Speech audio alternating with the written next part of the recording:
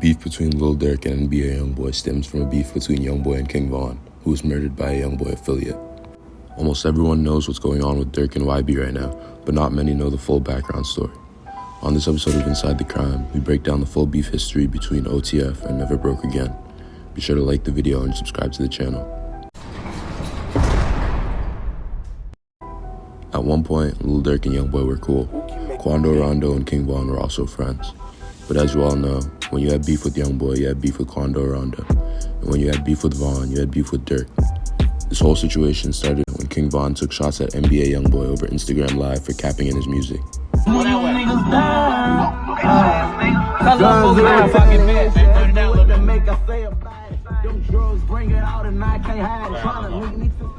Fuck Youngboy talking about on this song, bro.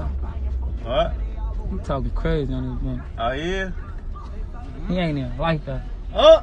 On his ass, nah. On his All that ass. cap.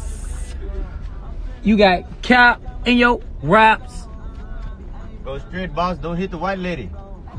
You got cap in your raps. Park right here. Although Youngboy let the comments slide, Von was spotted hanging out with Youngboy's ex, Jania, in August of 2020. The two supposedly hooked up and were making music together. A snippet of one of their songs leaked, and YB wasn't having any of it. Youngboy released a snippet of his own with Von's ex, Asian Doll, in retaliation. Von was clearly bothered by Youngboy and Asian Doll hanging out. On October 30th, he dropped the album Welcome to O-Block, which featured the song Mine Too.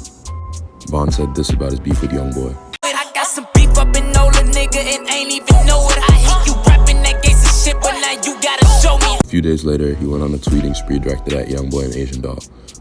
Just 2 days after this, on November 6th, Quando Rondo's camp happened to be at the same Atlanta club as Von's camp. Von approached Rondo and was very confrontational and hostile towards him. The situation escalated, and Rondo's boy, Timothy Leaks, shot King Von dead. 17 days later, on November 23rd, Youngboy's brother, NBA Big B, was shot not long after poking fun at Von's death. Big B was in critical condition for a while, but survived the shooting.